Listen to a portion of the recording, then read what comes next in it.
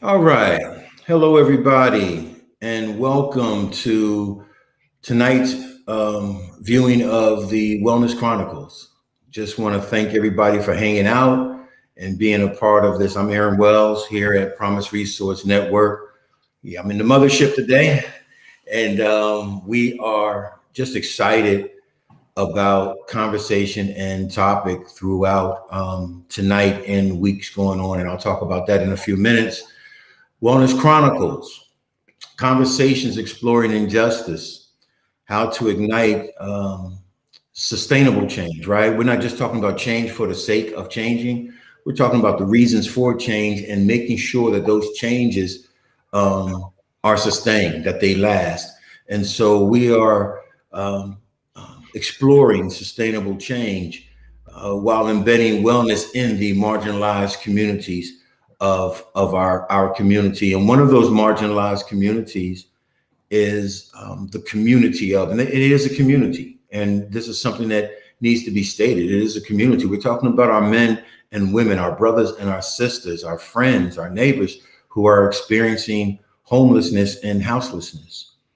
That our people are not just people that we pass by and step over and act like we don't see. These are our brothers and our sisters, right? These are our mothers and our fathers. These are real flesh and blood people who are as much a part of community as you and I. And they're not, as the term goes, the least of these. They're not less than. They are us, and we are them. And so we're going to be talking over the next 90 days, every Monday, 6 o'clock, Wellness Chronicles, about situations, about circumstances, our realities, and we're going to be talking solutions. And so I'm excited about tonight. I want to thank everybody who's coming on, everybody who's chimed in already and jumped on. I appreciate this. Please make sure you are sharing on your social media network and letting people know that these conversations are being had every Monday night at 6 o'clock. Tonight, joining me is my buddy, and that buddy would be Kika. Kika, come on board and say hello to everybody. And Kika, why is this such an important issue as we get ready to get started? All right. Hey, family. I'm Kika Marshall. I am an advocate for anything that improves the lives of our folks. When I say our folks, I'm talking about anybody from the marginalized communities, Black and Brown. And I've worked in this field probably for more than 15 years. I'm sure it's been more than 15 years at this point. And in particular, I have a passion to help individuals who have found themselves in a situation where they don't have a place to stay, figure out what they need in order to move into housing and let it be sustainable, not just a roof for roof's sake, but really how to live your full life, reclaim your life through just support and advocacy and whatever else I can try and figure out a way to help with. So, Absolutely. Thank you so much, Kika. And we'll be talking talking throughout the evening. And I really appreciate you always coming on board and helping to drive conversations. And so as we talk about the conversations that explore injustice, before I bring on our two guests for tonight, and hopefully using guests as the for the first night, and that I'll have these brothers will join us in conversation sometime again throughout the next 90 days. When we talk about these conversations, family, we're talking about exploring injustice. And this is one man, one vote, but I know there's a connected sentiment in others who feel as though as I do. Homelessness is an injustice. It's a social injustice, and it can't be stated any other way and be honest and transparent, right? We can put it under all types of demographic categories, but the reality of it is it's an injustice. It's an injustice against people. It's an injustice against our community. And in so many ways, the act of not doing that's an oxymoron, right? The act of not doing anything is the act of not doing anything is, or the lack of action, the lack of finding solutions. There's so many ways you can chop this situation up. There's so many ways you can dissect. There's so many ways you can research and analyze. But at the end of the day, you got to do something. And so that something has to be something that creates sustainability, that promotes and elevates life. And the reality of it is, regardless of how many times we act like it's not, solving homelessness is not the most challenging problem. There's more energy in sustaining homelessness than it is in changing homelessness. And so we want to be able to have those conversations and really truly bring these circumstances into the light and to bring community together to find conversations. So this is an injustice, and somewhere within this injustice, there's a solution.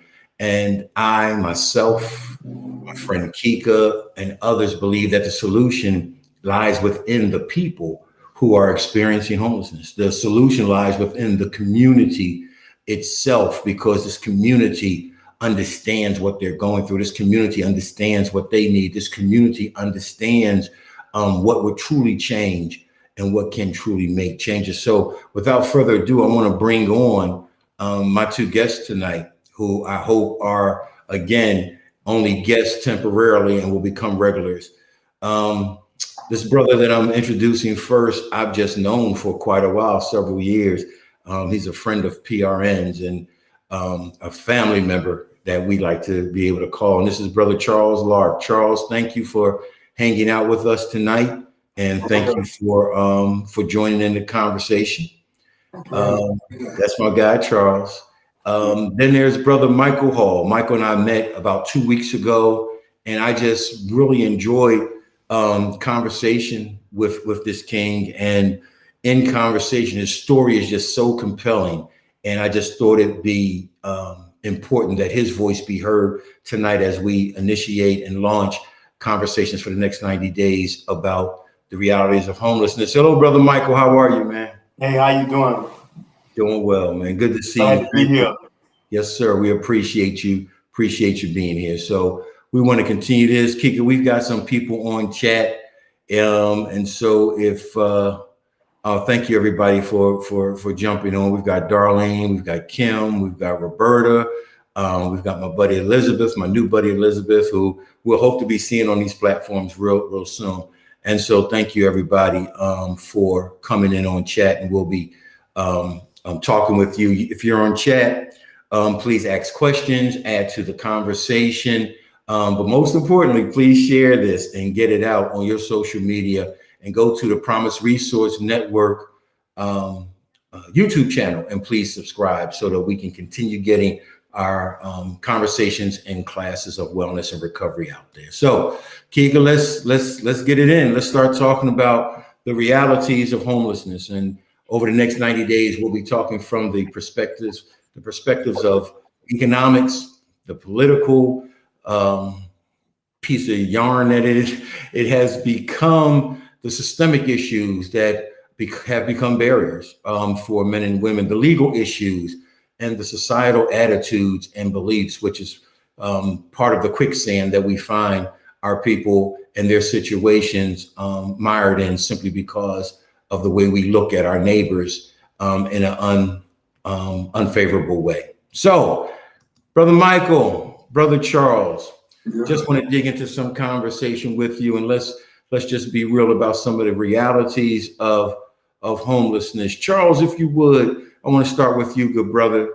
Charles, what has happened in life that you find yourself in this category of homelessness? Well, due to the economics, the minimum wage is kind of low, and it's just hard. Me, I work in the food industry, and being that the pandemic came down, it really added fuel to the fire. There was just no work. Yeah, How I long didn't have enough time to collect unemployment, so I had to resort to the roof above for for further assistance, for help.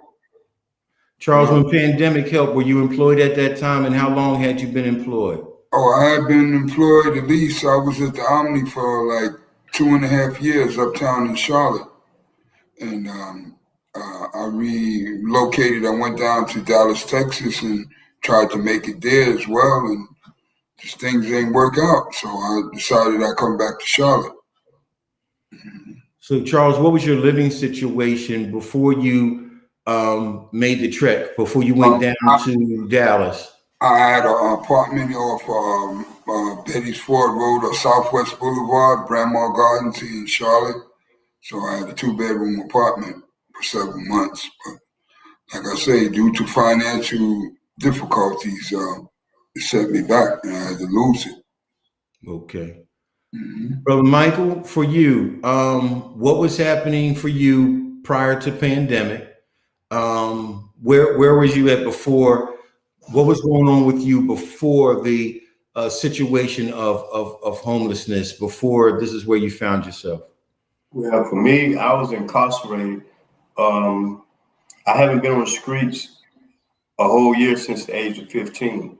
Right now, you know what I mean, I'm going on a whole year of being out here. But when I first came home, you know, I came home into a bad situation. So, you know, it kind of like pushed me out there, you know, and once I got out there, I sort of like tried to adjust to being down there in the tent city, you know, and in time, you know, it kind of caused a lot of injuries, you know what I mean? Because I wasn't used to it as far as, you know, at one time I exercised. So all the injuries that I thought was gone, they came back due to the weather and stuff like this here. But I was gone for like 27 years altogether. I was locked up. So when I came home, like I said, I came home into a bad situation and it sort of like pushed me out there. I was sort of like forced out there. I really didn't have a choice, you know, so I tried to pretty much adjust to it. I was working for a company called Landmark.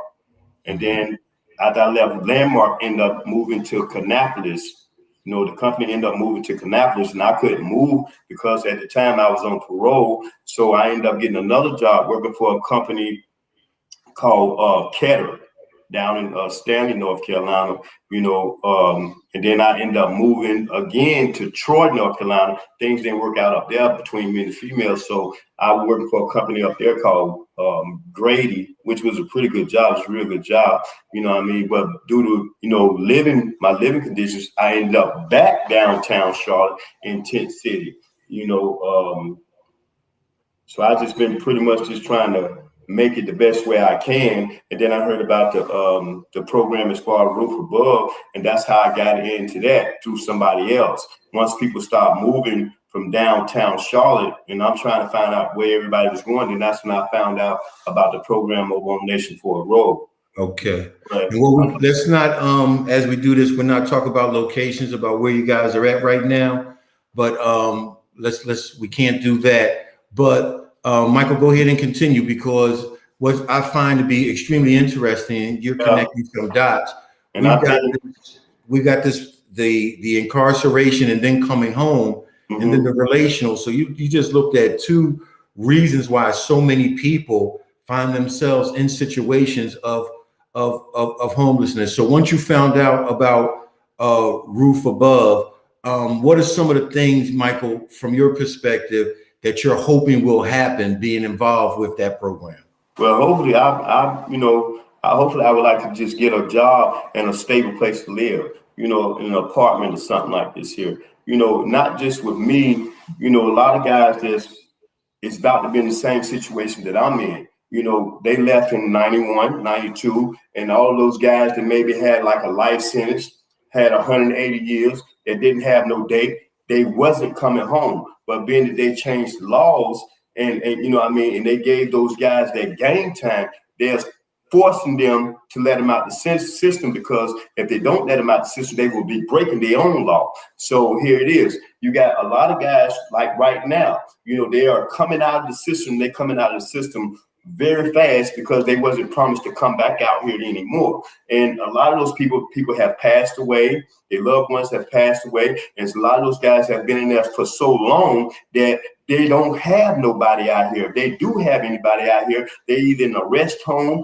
or they're so old, you know what I mean? And they may be up under some kind of Section 8 or program, you know, like a lot of my people, and they're not able to go stay there no more than a night, spend the night, take a shower, and then you have to leave because, like I say, they up on a program. So you cannot go stay with these people because they will end up being out there in the streets with you. You know what I mean? But like I say, a lot of guys are coming home, and if the situation don't better, you know what I mean, it's going to be tent city all over again.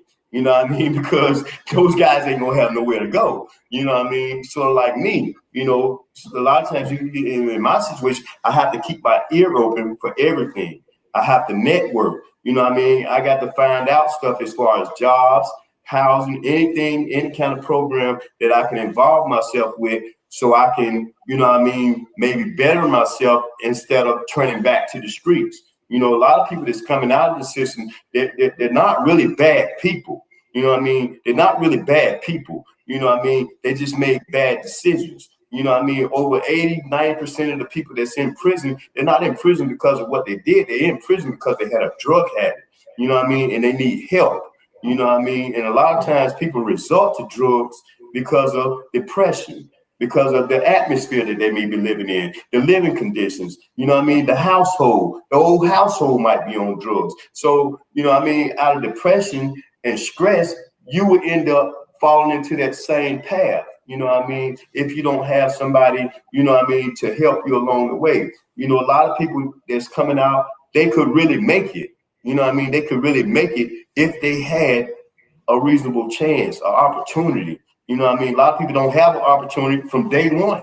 They don't have a chance. So they living in tent city and they cling to the people that's in the same situation that they're in. Not because they want to, but because it's somebody to talk to. It's somebody that's going to understand them and coming from the same background that they may be coming from. You know, I can't really go uptown Charlotte and talk to somebody that's CEO or something, that's somebody that's going to be able to relate to me. I'm going to have to talk to somebody that can understand where I'm coming from. When they share their story and I share my story, we can relate to one another. We're going to connect spiritually as well as, you know, verbally. You know, you're just going to connect. You're going to become a magnet towards one another because you understand your story is my story, you know, that kind of situation, you know. So, you know, when I see a lot of people that have made it, I salute them.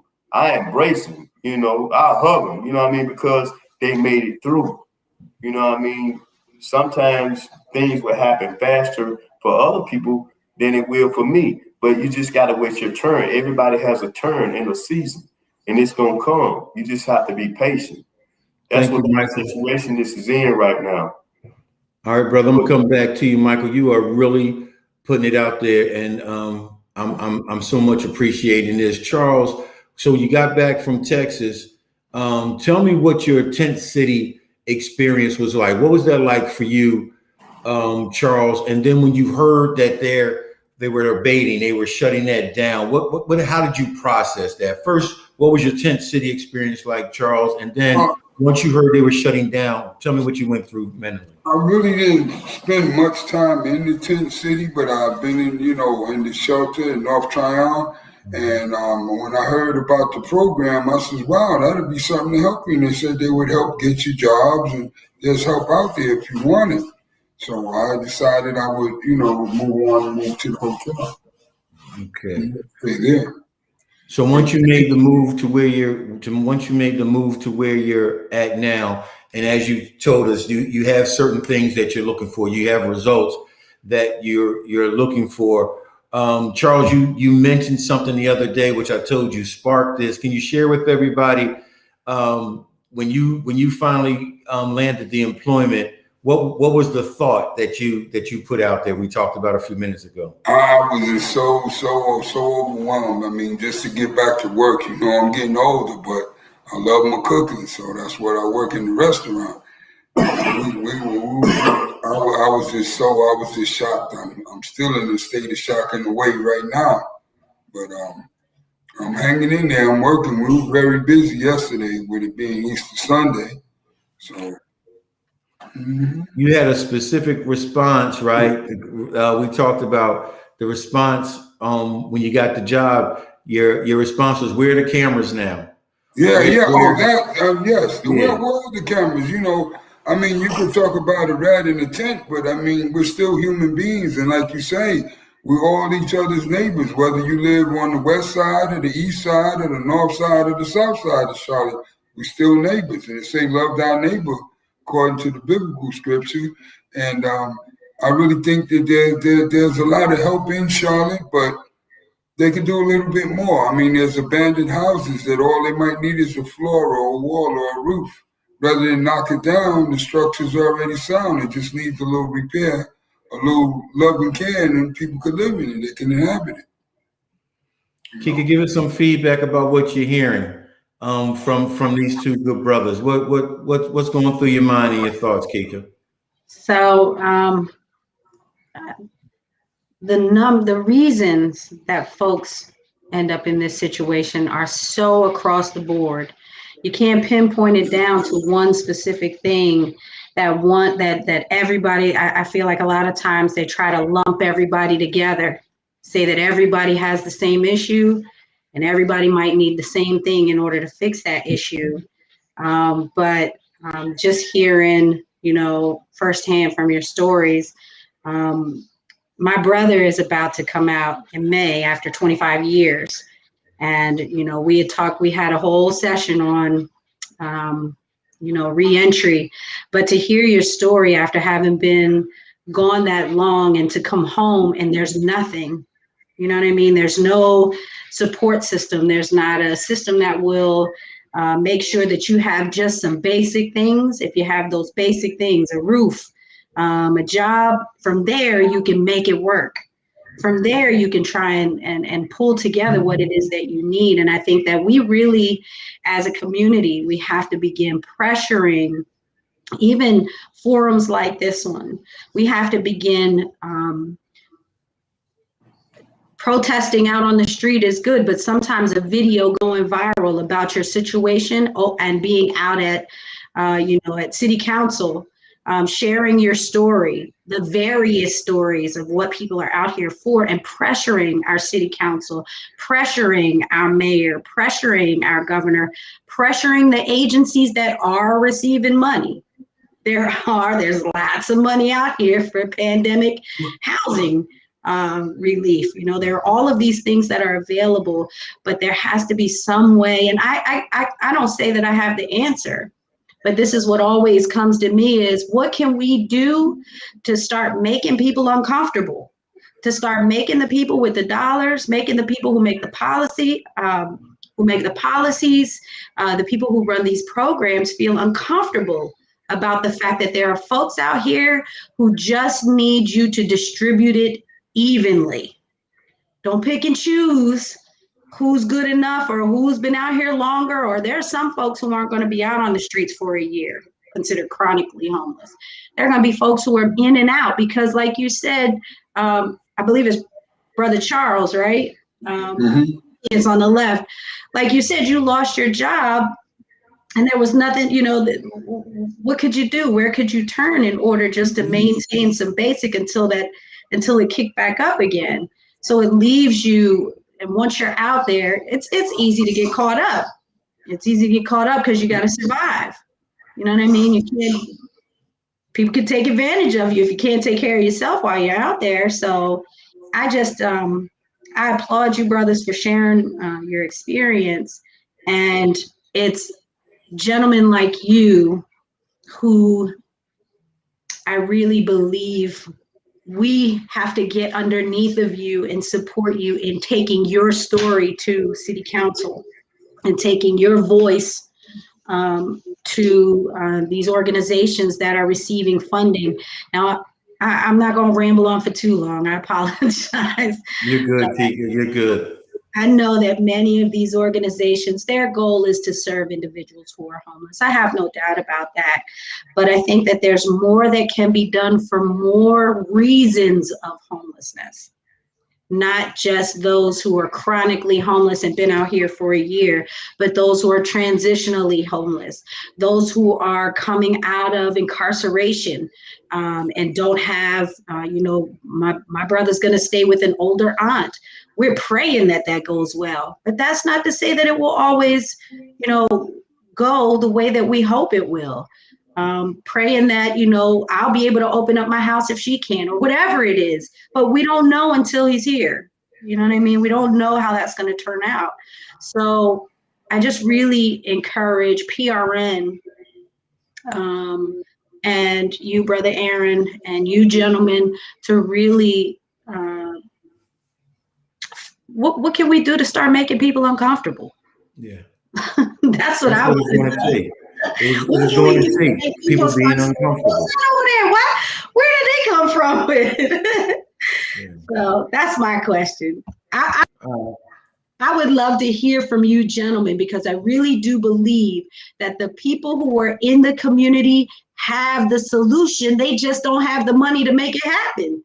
So tell us, what is the solution? And if you have another question, you go with yours. No, we're good, because I want to start with Charles, and thank you, Kika. Charles, what are some of the solutions? And looking at your personal experience, and then looking at what you have observed in the situation of experiencing homelessness, what are some of the solutions, Charles, that come to your mind that you've known that if we do this, we can actually make a dent in this situation? We can help some people. What do you think, Charles? Well, I feel we should have like a council set up, or a homeless organization made up solely maybe of people that's actually in the shelters, or it could be men and women, because they firsthand know, how it really feels, you know what I mean? But the thing is, we got to be successful about it. What I say by that, I mean, we can't start it Monday, then Friday, where's everybody we got to meet? Nobody's going to show up. Right. So that's what I'm saying. If you're going to start, we're going to have to continue, and we're going to have to show that, hey, this is a serious situation, Mm-hmm. So I think that in '89, I walked from New York City to Washington, D.C. with the Housing Now March. That took me 18 days to walk on foot. So we actually fought the government. We was at the state capitol, but, we didn't cause no big ruckus because they had the police there and all, But I was with Mitch Snyder at CCNV, Creative Community for Nonviolence, in Washington, D.C. Yeah. Charles, what were some of the results of that after the march? What were some of the results that Well, came? a lot of people did get homes and get different houses throughout the District of Columbia, Northern Virginia, as well as Maryland. And I got to meet a lot of people: Cher, John Voight, Charlie Sheen, Martin Sheen, Mitch Snyder. Donna Brazil is actually an advocate for the homeless in the Washington, D.C. area. She's a friend of mine as well. I know you might see her on TV on the political. She's really a political analyst, Donna Brazil, and she's a real good person. Very, she'll talk to you.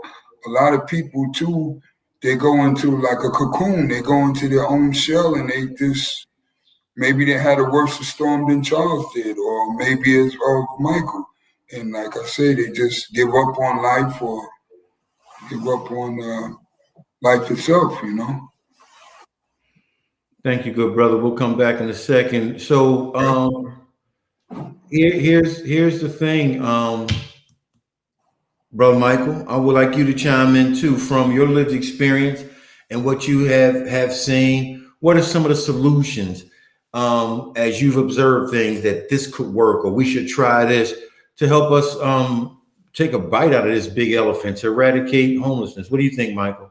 Me, as far as what I think would help out more is for me, what makes me feel uncomfortable when I'm not right is the church. You know what I mean? The church, you know what I mean? Just the church by itself. And not just the church, the people that's in the church with the sincere heart that the Holy Spirit is residing in, just them and their presence and their prayer, prayer by itself, it changes the atmosphere. you know, and I think the church should be more involved because, you know, prayer, like I said, changes the atmosphere. You know, it helps people, you know what I mean? You know, spiritually, you know, it just changes things altogether. You know what I mean? That's just with me, you know, and my belief, you know, that's one of the that's the number one thing that's really keeping me right now. You know, God, you know, the Lord, you know, and me with me in my relationship with him at one time, you know, it was really, really like that. You know, I could pray for something and, you know, it won't be long after I will get it. You know what I mean? But I have backslid a little bit, you know, and I'm not living and reading and studying like I was at one time. You know, it ain't that I don't turn my back on them. It's just that, you know, I'm just, you know, pretty much in my own way right now.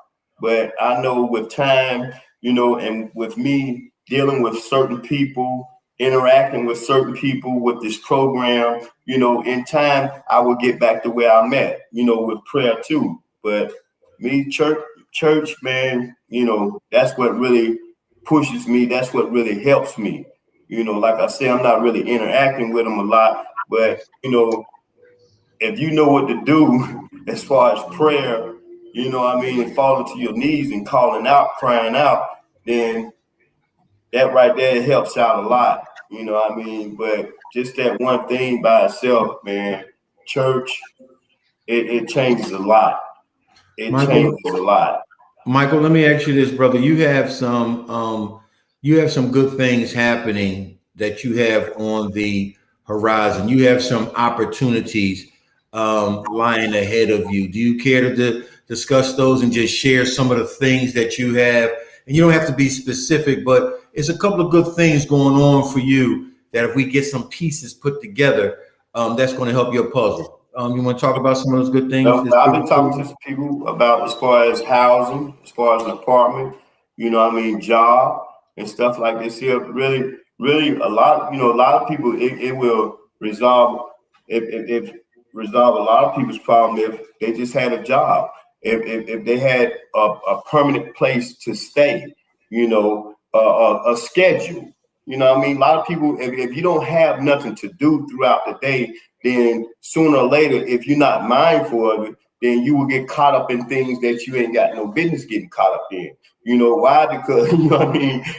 You know, it's the devil's workshop. You know, you ain't got nothing, you know, positive going on in your life. You ain't involving yourself with positive people. You know what I mean? So you just out there. You know what I mean? And you don't have nothing to do. A lot of people don't want to be in the tent. If they had the opportunity, say for me, for instance, just one of my crimes by itself, it hinders me from moving forward. Okay, I done did my time for that. You know, a woman just called me this morning. You called my home, you know what I mean, trying to get in touch with me. But once you hit the computer, you talking about my background. I done did my time for that. My time has been paid for that. It's 27 years. How much more time do I need to do? You know what I mean? To able, you know what I mean, to become a productive citizen out here in society. You know what I mean? You know, you got a lot of people that's done did things, you know what I mean, even worse than mine. You know what I mean? Because of money, you know what I mean, and things like that, that is brushed under the rug. You know, it's being looked over.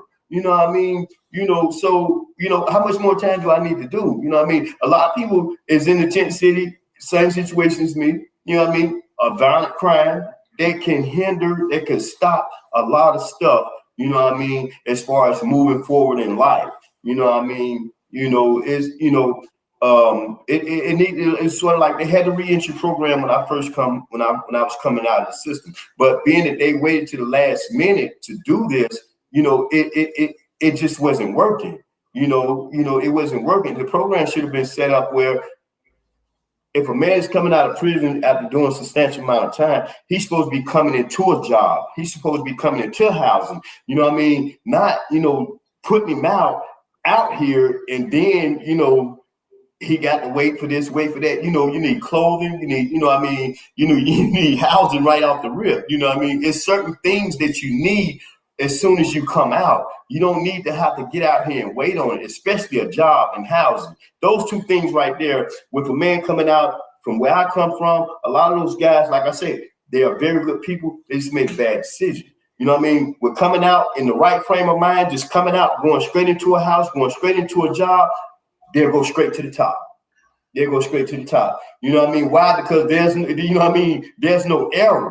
But coming out here and going into a bad household where the mother used drugs, the father used drugs, everybody's on drugs, everybody's drinking, you know what I mean? It's just a lose-lose. You know what I mean? It's just a lose-lose. There's no hope there. You know what I mean? You coming out, you more, you know, high in spirit in the environment that you came from, and you coming out of prison, and you coming into it's really a depressing environment. You know what I mean? Which causes, you know what I mean, anger and all kind of stuff. You know what I mean? It just causes you to have an outburst over a period of time of you dealing with it. You trying to do the right thing, but it's just so much stuff that's trying to hold you back. You know what I mean? In time, me personally, I know that a man that's have a relationship with the Lord, he will make it. You know what I mean? He will make it. You know what I mean? Because he you know what I mean, he got what he's supposed to have inside of him.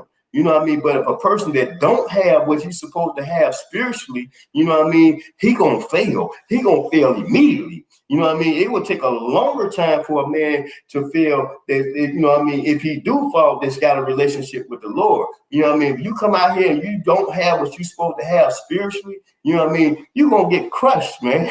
You're gonna get crushed. You know, a lot of guys that I come from, they feel with a whole lot of life, man.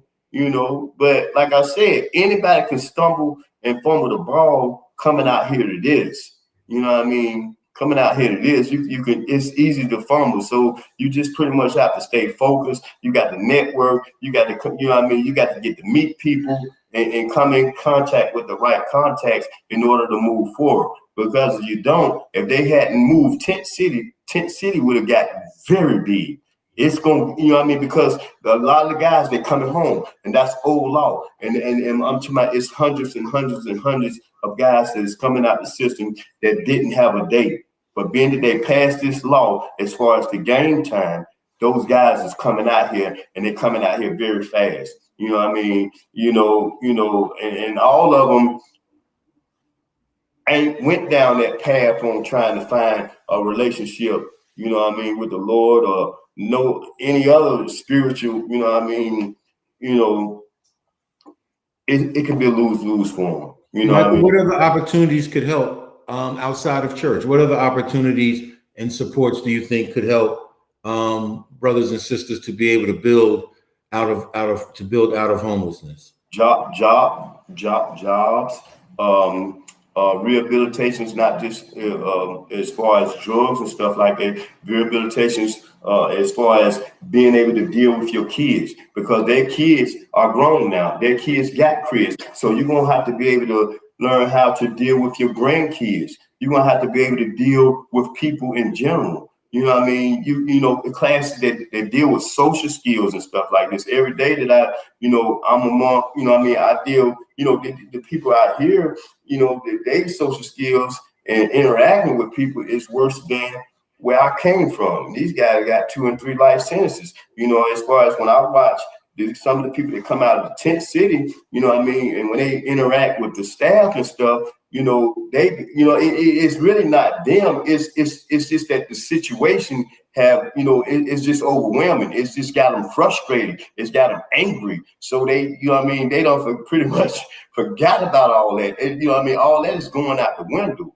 You know what I mean? So they need to be in programs where they, you know what I mean, can interact with people. Not just with the staff or with their grandkids, like I said, you know what I mean, or housing, teach them how to, you know what I mean, how to do stuff that's dealing with housing, how to pay your rent, how to do a money order, how to write out a check.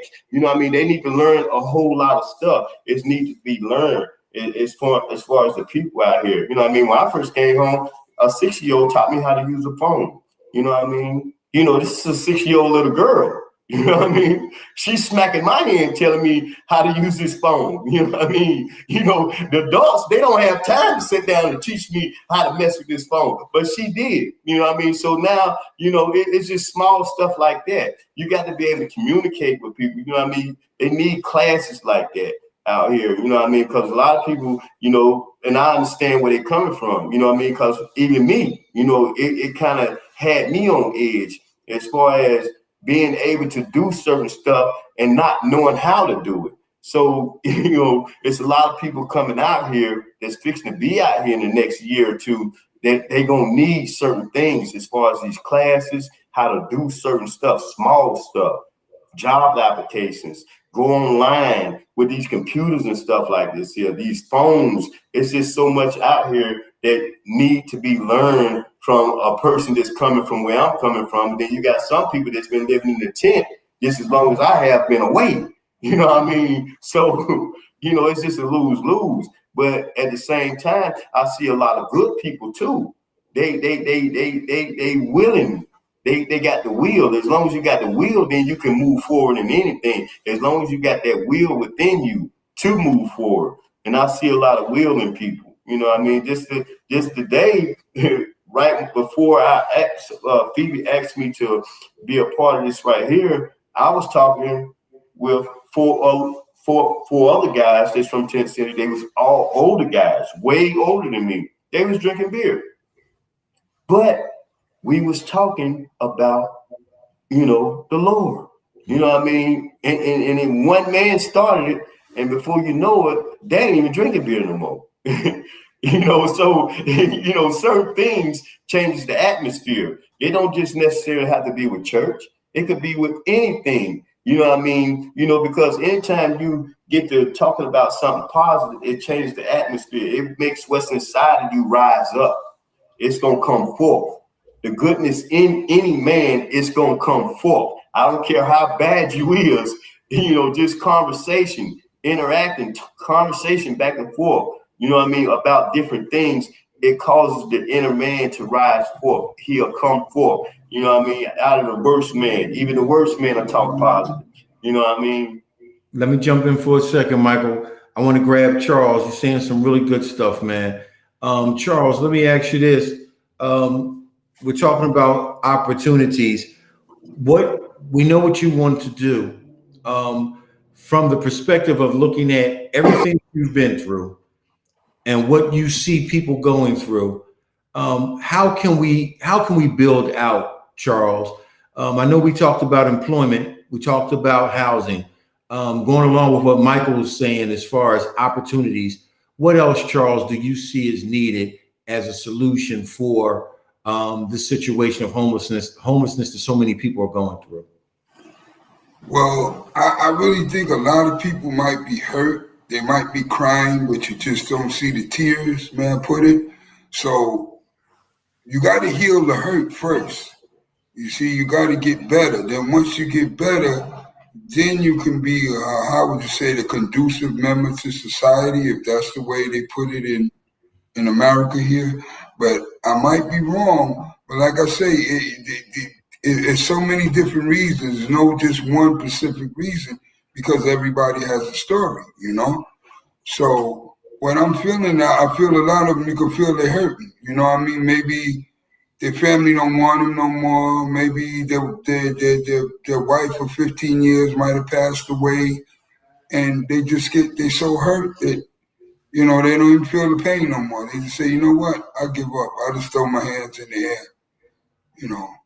And I think that might be have a little, you know, part of play in that as well.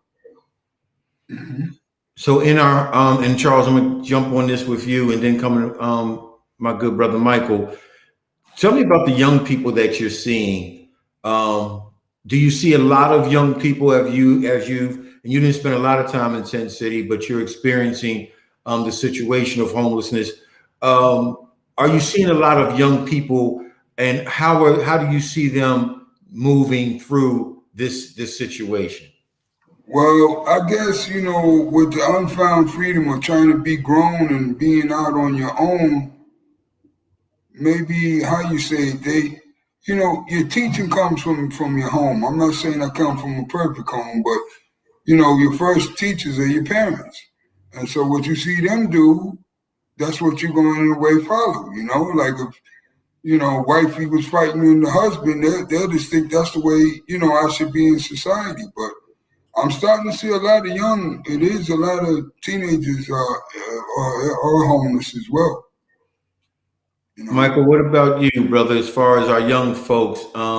Actually, you and I, when we first met, we had a young brother that was sort of around us. And I just started observing the frequency that I just kept seeing younger and younger people. Michael, what's your observations as far as young people dealing with the situation of homelessness? A lot of them are resulting to doing drugs.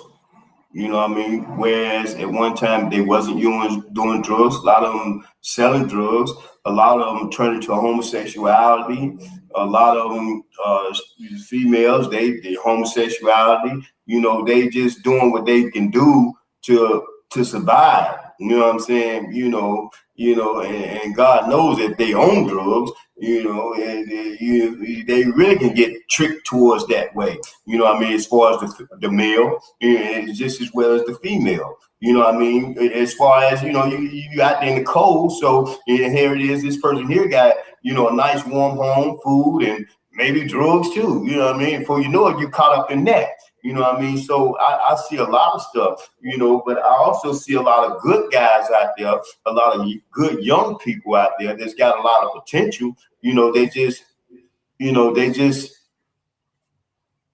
out there. You know what I mean? Like I said, they may have come from a bad household before they continue to live in that household. They would rather be out there in the streets. You know what I mean? With some of the people that they are meeting out there in the streets. They are receiving more love in the streets than they are receiving in the household. You know what I mean? A lot of them call me Unc.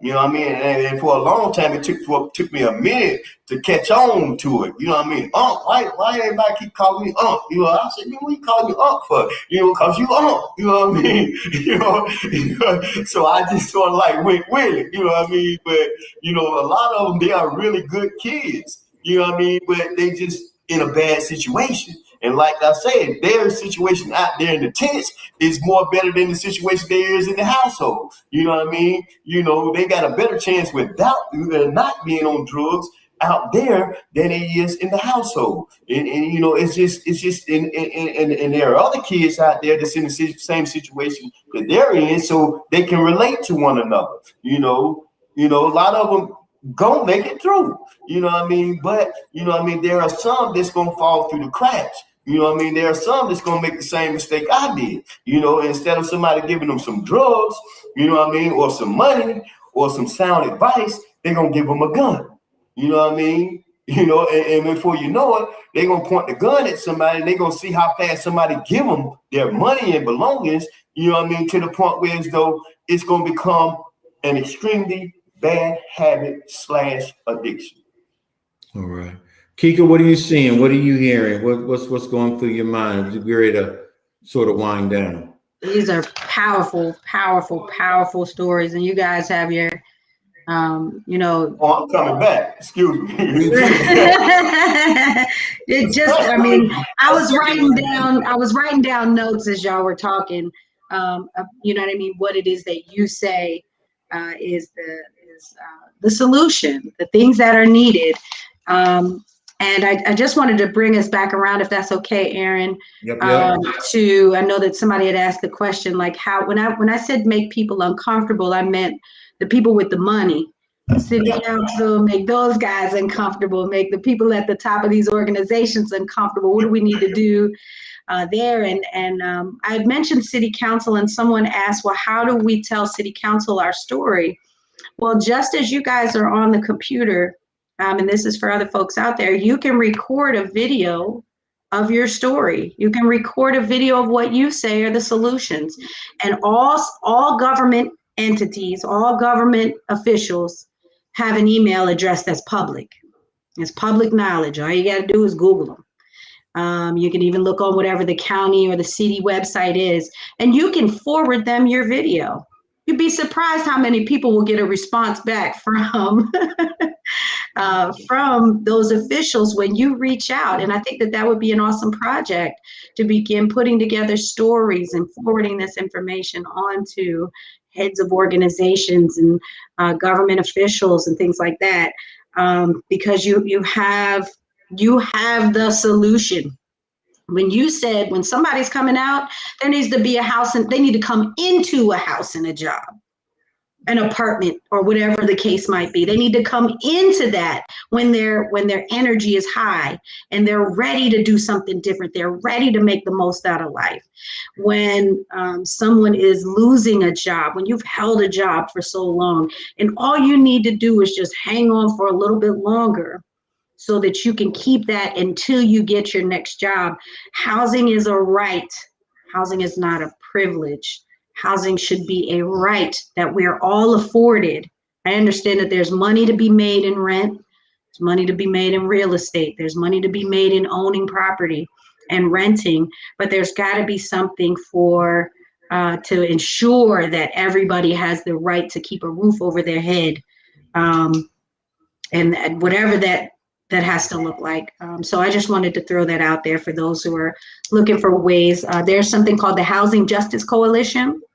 If you guys get a chance to look up the Housing Justice Coalition, they put together a group of individuals from multiple agencies and the community who go against a lot of these developers and things like that, who are trying to maybe get into neighborhoods and gentrify the neighborhood, or you lose housing when you force some people out and you rebuild at a higher price. Those are the things that our community can be involved in. You guys can be involved in. Meetings are online, you know what I mean? You attend those meetings and get involved in. They send letters to the city council and the mayor on a regular basis with plans of exactly what they want to see happen. So I just want to encourage folks that your story is more valuable than you know. Your individual story is more valuable than you know. And PRN, you guys can pull that together, a video campaign, a letter writing campaign, but video is even more powerful than letters sometimes. So that's what I had on my mind while I was listening. Well, and Kika, I appreciate that. Actually, we are using Wellness Chronicles to actually begin to consolidate some of those to be able to do that. So great minds think alike, because that is such an impactful way to be able to get stories out. I do want to share this though, Kika, and everybody who's watching, and my kings right here. Everybody needs to be uncomfortable. If we're driving by a tent city or a situation that we see of someone experiencing a situation of homelessness, and there's no compassion or empathy that doesn't drive us to do something, I need you to be uncomfortable. If I'm walking past someone to get somewhere and I don't see them, their plight, their life, their situation impacts me not in the least, I need you to be uncomfortable. And so it is not just the entities of government or politics or purse strings. I need anybody with eyes that can see to be uncomfortable, because again, we're talking about our neighbors. We're talking about our brothers and our sisters. We're talking about people who matter and who count. And when they are the uncounted, and when our people do not matter, I need you to be uncomfortable. And I can promise you that anything that I can possibly do to bring that uncomfort to you is what we're going to do, because all people need to be uncomfortable with people not having the right of housing. And it is a right. It's an unalienable right. It is inalienable right. It is something that we deserve because we're on the planet, and we're going to have those conversations. So Keith, I really appreciate that. Guys, as I like to say, get ready to put the plane in the hangar and wind it up a little bit. First of all, I want to thank you for spending the time. You're the first of many to be able to talk and tell your story. And here's the deal. Everybody has a voice. Everybody deserves to be heard and deserves to be seen. And so there's no right or wrong. There's no level of articulating. It's being able for somebody to hear you. Charles, you talked when we were outside hanging out a little bit, grabbing some sunshine. You mentioned the fact that what good does it do us to be able to dig out of a situation? And once we dig out, these are my words, not yours, but once we dig out, there's nothing there for us, right? So we put life together, but there's no affordable housing. We put life together, but all we can make is minimum wage and not be able to truly prosper our lives, right? That we're still locked up, in lieu of a better term, Michael, we're still locked up in these prisons. It's now just a prison, so to speak, of homelessness and not being able to move forward. So Charles, I want to start with you. Those feelings, how do we get rid of those feelings? What has to happen for us, for people to dig out and to be able to have something to grab hold of? What do you think is a solution for that, Charles? Like I say, it's partially like Michael was saying, back to the spiritual, awakening. But then again, you gotta want something too. It's just not gonna fall out the sky. You have to decide that, hey, I want a car, I want a place to stay. I have a grandson and I dearly love him, and I want to try to at least raise him up a little bit. And when he doesn't have any leadership, he's just going to go astray. Once he gets a little whiskers like me, he's just going to run wild. So, yeah, I think, again, like I say, everybody's got a story, and I think that it's time for the truth to be told. Really, that's the best way I could put it. These council people, we get them in office, and they turn their back on you. Not once did the mayor ever come down or come out to PRN, I don't believe, right? Or even after y'all bought this new establishment she don't show up. She didn't come to the motels, let's say, and try to see, well, how are you people doing now? Is things a little better for your life? Or, you're the mayor, you run the whole city, the whole Charlotte, everywhere. Yeah. Bro, Michael, question for you as we get ready to put the plane in the hangar and shut it down. If you could speak to the mayor, city council, county commissioners, what would my brother King Michael Hall, Michael, what would you say to the mayor, city council, county commissioners? What would you say to them about what you're witnessing firsthand from what your situation is and the situation of the people who are walking alongside of you?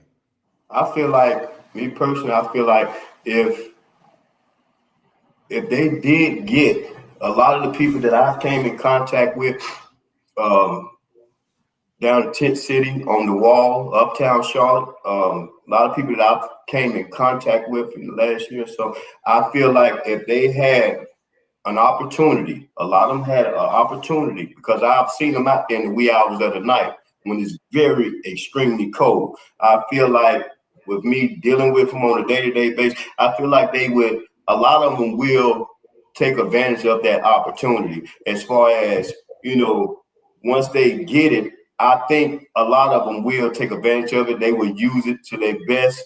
I think a lot of them would make it, man. I'm not going to say all of them, because I would be lying, not only to myself, but, to this program also. But I do believe, especially the young ones, a lot of them will make it, because a lot of them, the young ones, they're not on drugs. They're just out there. They're just out there. They don't have role models, that's why a lot of kids now today, they look up to rappers. That's why a lot of them wear their pants hanging down off of them, because they seen this one rapper, he got his pants hanging off. So they want to wear their pants hanging off. A lot of kids now, they look up to rappers, NFL players, basketball players. They look up to the neighborhood drug dealer. They looking up to all of the wrong people because there's no father in the household. That's why they do what they do. And before you know it, they done became rebellious, and their mother, grandmother, they don't put them out because they can't deal with them no longer. But really, the kid is just having an outburst. They not know how to deal with certain things. Their friend may be living a whole nother different way on the other side of town.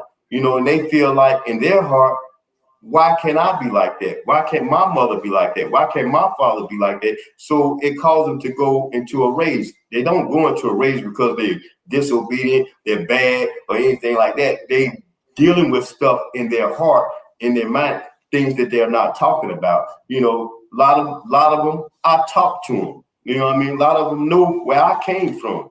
You know, if I didn't tell them, somebody else told them. So that's why a lot of them talk. You know what I mean? Because I talk. I don't cut no corners with them. You know what I mean? You know, but I feel like a lot of them will take advantage of opportunity if it presents itself. You know what I mean? Like I said, you know, where I come from and even out here, they're not bad people. They just made some bad decisions and a wrong turn was taken. You know what I mean? Not just with their life, but with the economy and everything else that's going on, you know, and just things are just not right. You know what I mean? You know, a lot of people just need a chance. All right. You know Thank you. A lot of them just need a chance, man. They just got some real beautiful people out there. They just need a chance. You know, like I said, guys coming home, like these guys is coming home, good people. You know what I mean? But if they come home, they really need to be going into, even if it's a halfway house, just somewhere stable, straight into a job. Don't have to wait. Don't give them time to, you know, where the devil can start playing games. Oh, you can't make it. You can't do this. You can't do that. You know, because he gonna come. You know what I mean? But if they come home, can go in straight into them spots like that, job, you know, housing, they go straight to the top. Every last one of them. They'll go straight to the top. Why? Because they have been in a very extremely bad situation for so long, to the point where as though they don't want that no more. You know what I mean? That's gone. You know what I mean? Once you done dealt with that over and over, where though you got guys getting stabbed all around you 3, 4 o'clock in the morning. The gangs is so severe to it. It's just unbelievable. Police quit their job. They don't want to come to work. You know what I mean? You know, once you come from a spot like that, a place like that, where you don't see violence to the highest, you know what I mean? You don't want that. You appreciate this out here, even if it is in the tent. Wow. You appreciate it. You know what I mean? You really appreciate it, even if you are in a tent.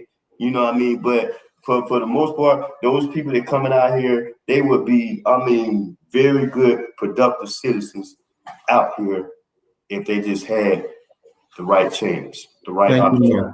Thank you, good brother. We got to get ready to wind this up. Listen, I want to tell you two kings, I really appreciate you. Just your honesty, your transparency, no script, just you being able to speak about your situation through your eyes, and to be able to have a voice and take this opportunity. I really appreciate it. I hope that those who viewed and hung out with us also appreciated it. My buddy Kika, thank you so much for hanging out. Any last words from you, Kika? No, just we gotta keep doing it. That's all. That's all. Yeah. No last words. We gotta keep pushing forward. We're gonna keep rusty on talking, but I enjoyed it.